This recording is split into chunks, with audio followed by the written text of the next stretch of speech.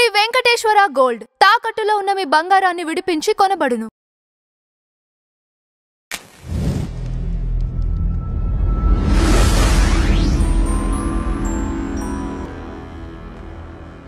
దక్షిణాచారంలో ఉండి వామాచారంలోకి వచ్చారా, లేదంటే మొదటే వామాచారం? దక్షిణాచారం నుండి వామాచారానికి వచ్చిన.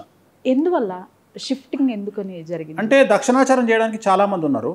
వామాచారం చేయాలంటే దమ్ము ఉండాలా, ధైర్యం ఉండాలి. సో నేను ఏదైనా సరే రిస్క్ తీసుకుందామనే ఉద్దేశంతో ఇటువైపు వచ్చిన.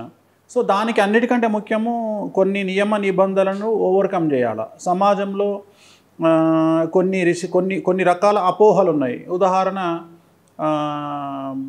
ఇప్పుడు బ్రాహ్మిన్స్ నాన్ వెజ్ తినొద్దు, అట్లాంటి కొన్ని నియమ నిబంధనలు ఉన్నాయి వాస్తవంగా. సో అలాంటి నియమ నిబంధనలను బ్రేక్ చేయాలి. యాక్చువల్గా సమాజంలోనే కాదు, ప్రపంచంలోనే శాకాహారులు ఉండరు. ఎందుకంటే శాకాహారులు అనేటువంటిది డే బై డే మారుతూ ఉంటారు. పూర్వకాలంలో నేను మాట్లాడేది మానవుల పుట్టుకకు సంబంధించి అసలు శాకాహారం అనేది లేదు. అప్పుడు మొత్తం మాంసాహారమే. అంటే మన పూర్వీకులు ఖచ్చితంగా వాడు బ్రాహ్మణ కులానికి సంబంధించిన వాడైనా, ఏ కులానికి సంబంధించిన వాడైనా అసలు నాన్ వెజ్ తినకుండా లేనటువంటి పరిస్థితి. ఎందుకంటే అడవిలో దొరికే అవే కాబట్టి ఖచ్చితంగా మన పూర్వీకులలో కనీసం 1-2 తరాలు నాన్ వెజ్ తిన్నాయి, మాంసాహారమే తిన్నాయి. సో దాన్ని వదిలిపెట్టి ఇప్పుడు మనకు శాస్త్రం ఏం చెప్తుంది, దేశ కాలమాన పరిస్థితులు అనేటువంటిది అతి ముఖ్యమైనటువంటి పదాన్ని నేను ఎప్పుడు వాడుతూ ఉంటాను. సో దేశ కాలమాన పరిస్థితులు, ఉదాహరణ, మీరు ఆంధ్రప్రదేశ్లో ఏ దేవాలయానికి వెళ్ళినా అక్కడ నాన్ వెజ్ అనేది మీకు కనిపించదు. మీరు అబ్జర్వ్ చేసుకోండి. చాలా తక్కువ కాదు అసలు. మీకు నాకు తెలిసి 100కు 1% కూడా ఉండదు. కానీ మీకు అదే తెలంగాణ ప్రాంతంలో తీసుకోండి, నాన్ వెజ్ లేనటువంటి గుడి తెలంగాణ ప్రాంతంలో లేదు. అంటే ఇప్పుడు ఉదాహరణ, ఇప్పుడు శ్రీశైలం దేవాలయానికి వెళ్ళిన వాళ్ళు, అది ఆంధ్రప్రదేశ్లో ఉన్నప్పటికీ రిటర్న్లో వచ్చేటప్పుడు మధ్యమడుగు అని ఆంజనేయ స్వామి దేవాలయం పక్కన ఒక అమ్మవారి టెంపుల్ ఉంటుంది. ఆ అమ్మవారి టెంపుల్ దగ్గరికి వచ్చి అక్కడ నాన్ వెజ్ తిని మేకలు కోళ్ళు కోసుకొని తినేసి వస్తారు. అట్లనే వేములవాడ వెళ్ళిన వాళ్ళు, కొమరవెల్లి వెళ్ళిన వాళ్ళు మధ్యలో టెంపుల్ ఉంటుంది, అమ్మవారి టెంపుల్ ఉంటుంది. ఆ అమ్మవారి టెంపుల్ దగ్గరకు వచ్చి అక్కడ దావత్ చేసుకొని వస్తారు. అట్లనే యాదగిరిగుట్టలో పైన దర్శనం చేసుకొని కింద దావత్ చేసుకొని వస్తారు. సో మీరు తెలంగాణ ప్రాంతంలో దేవాలయాలను, నాన్ వెజ్ లిక్కర్ను వేరు చేసి చూడలేము. సో ఇది సాంప్రదాయము. రెండవది, మీకు ఆంధ్రప్రదేశ్ ఉత్సవాలలో, అమ్మవారి ఉత్సవాలలో, తెలంగాణ ఉత్సవాలలో తేడా చూసుకుంటే, తెలంగాణలో అసలు నాన్ వెజ్ లిక్కర్ లేనటువంటి పండగను ఊహించుకోలేము. ఇక్కడ మాకు దసరా పండుగ మందుతోనే స్టార్ట్ అవుతుంది, మటన్తోనే స్టార్ట్ అవుతుంది. ఇక్కడ ఏ పండుగ అయినా దాంతోనే స్టార్ట్ అవుతుంది. విచిత్రమైన విషయం ఏంటంటే, తెలంగాణ సాంప్రదాయాన్ని గురించి తెలిసినటువంటి వాళ్ళు ఎవరైనా కానీ, మీకు తొలి ఏకాదశి అని వస్తుంది ఆషాఢ మాసంలో. తొలి ఏకాదశి జనరల్గా శాస్త్రం ఏం చెప్తుంది మనకు, తొలి ఏకాదశి నాడు భోజనం చెయ్యకూడదు అని చెప్తుంది.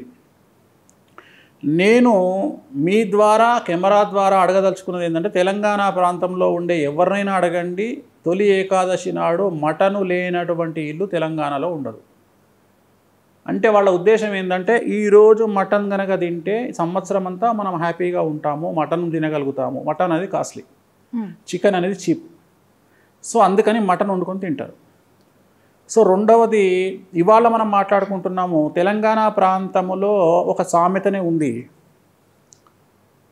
దొరవారి ఇంట్లో మెడ దిగితే పంతులు గారింట్లో తొడ దిగింది అని ఒక సామెత.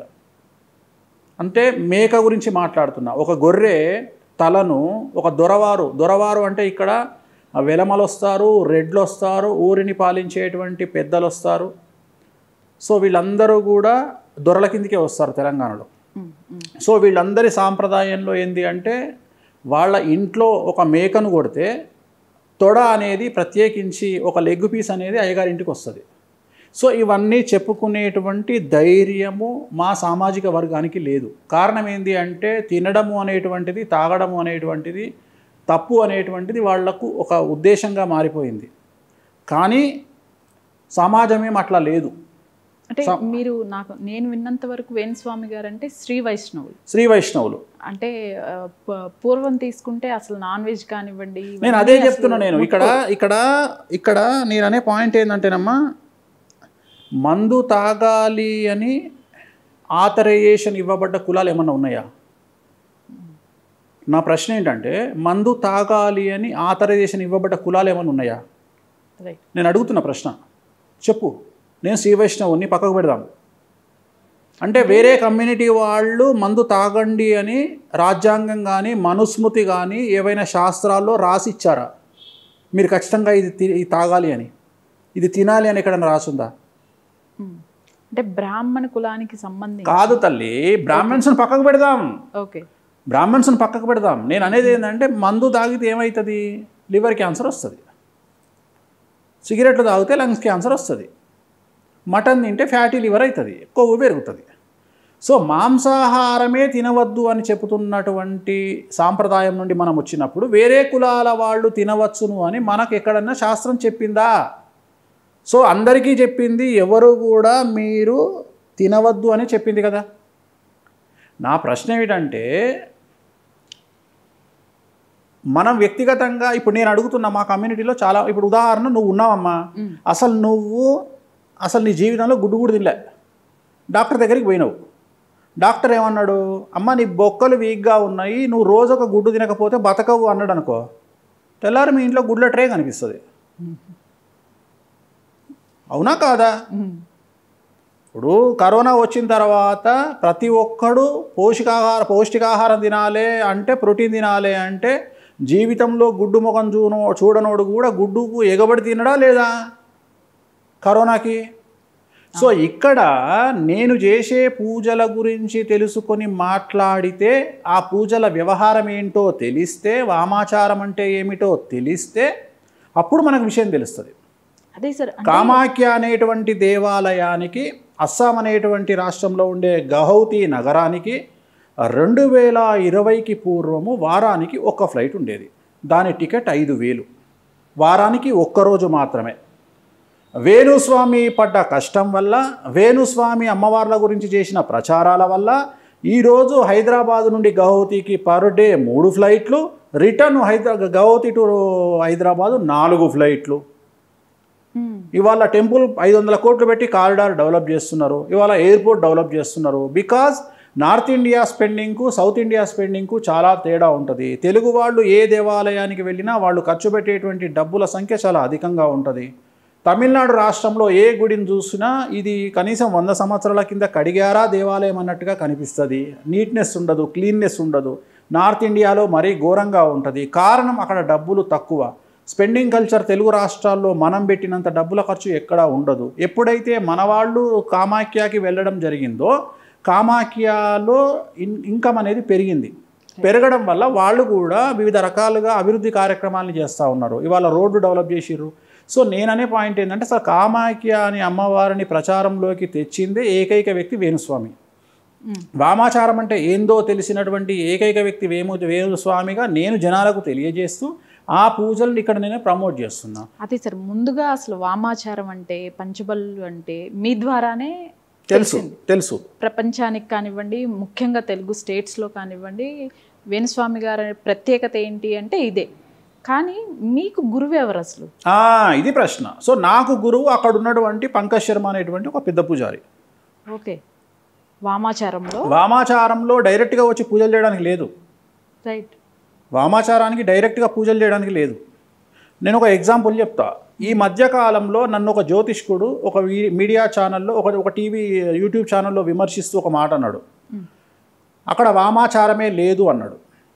వామాచారం లేదు అని చెప్పినటువంటి వ్యక్తి అక్కడ 3 రోజుల పాటు ఉండి రోజుకు 3 అమ్మవార్లను పూజిస్తూ వామాచారంలో పూజలు నిర్వహించాడు. అవే పంచబలులు, అవే దశబలులు చేస్తూ. కానీ బయటికి చెప్పుకోవడానికి భయం. రెండవది, వేణుస్వామిని సపోర్ట్ చేయడానికి భయం. అసలు వామాచారం అని తెలుసుకుందే నా వల్ల కదా నువ్వు. అసలు వామాచారం తెలుగు రాష్ట్రాల్లో తెలిసిందే నా వల్ల కదా. అంటే ధైర్యంగా చెప్పుకుందే నేను కదా. సో అందరికీ డౌట్ రావచ్చు, మరి మీరు ఎందుకు చెప్తా ఉన్నారు అంటే, మీ కమ్యూనిటీ స్టాండర్డ్స్ని కూడా వదిలేసి మీరు బయటికి చెప్తా ఉన్నారు ఎందుకు నాన్ వెజ్ లిక్కర్ గురించి అంటే, ఎన్నటికైనా ఒక బ్రాహ్మణుడిని కానీ ఒక హిందూ మతాన్ని కానీ ఒక హిందూ మతంలో ప్రాబల్యం కలిగిన వ్యక్తిని కానీ హిందూ మతంలో పేరు తెచ్చుకున్నటువంటి వ్యక్తిని కానీ విమర్శించాలి, దాడి చేయాలి, బట్టలిప్పాలి అన్నప్పుడు ఫస్ట్ టార్గెట్ చేయబడేది నాన్ వెజ్ ఆర్ లిక్కర్. ఉదాహరణ, ఒక పెద్ద దేవాలయానికి సంబంధించినటువంటి ఒక ప్రధాన అర్చకుడిని మీరు బ్లేమ్ చేయాలనుకోండి, ఒక మీడియా సంస్థనో ఒక వ్యక్తో యూట్యూబో సోషల్ మీడియానో ఏం చేస్తారు, ఇగో పలాని పెద్ద పూజారి నాన్ వెజ్ తిన్నాడు అని చూపిస్తారు, పలాని పెద్ద పూజారి మందు తాగిండు అని చూపిస్తావు. నేనేమంటున్నా అంటే, నువ్వు నా బట్టలు ఇప్పకముందే నేనైనా బట్టలు ఇప్పుకుంటా, నీకు అవకాశమే ఇయ్యా. అందుకనే చెప్తున్నా, నేను వైష్ణవ సమాజంలో బ్రాహ్మణ సమాజంలో నేను సన్నీ లియోన్, నా జోలికి మీరు రాకండి అని చెప్తున్నా. నేను సన్నీ లియోన్ లాంటి వాడిని, నేను నా బట్టలు నేనే ఇప్పుకుంటా. ఎందుకంటే నేను చేసేది నిజాయితీగా చెప్పుకుంటున్నా. సో నన్ను విమర్శించే వాళ్ళు ఎవరంటే, నా మీద కక్షతోనో నా మీద నా ఎదుగుదల చూడలేకనో లేకపోతే నా అభివృద్ధిని చూడలేకనో లేకపోతే వాళ్లకు వ్యక్తిగతమైన అంశాలు వాళ్ళ మైండ్లో ఉండి విమర్శిస్తారు తప్ప, అసలు కామాఖ్యలో నాన్ వెజ్ లేదు, బలులు లేవు, లిక్కర్ లేదు అని చెప్పేవాళ్ళు అక్కడికి పోయి చూసి వచ్చిన తర్వాత అమ్మ నా బూతులు తిడుతున్నారు జనాలు నన్ను విమర్శించే వాళ్ళని. వాళ్ళు మనుషులు కాదు కాబట్టి బతికున్నారు, నేనైతే ఉరేసుకొని చచ్చిపోతుండే.